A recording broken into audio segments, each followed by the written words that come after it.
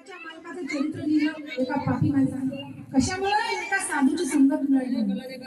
किती प्रकारचे पाप असतात ते नष्ट होण्याची ताकद आपली साधू संतांमध्ये आहे. आणि मग एकदा का आपल्या जीवनामध्ये साधू संतांची संगत मिळाली तर काय होईल?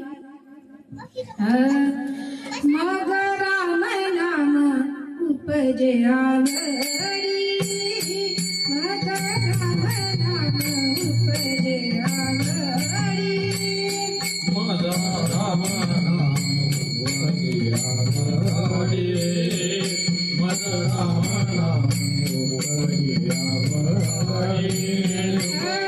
सुख घड झाली काढू लागे, सुख घड झाली काढू लागे, मग राम नाम उपजे आवडी, मग राम नाम उपजे आवडी.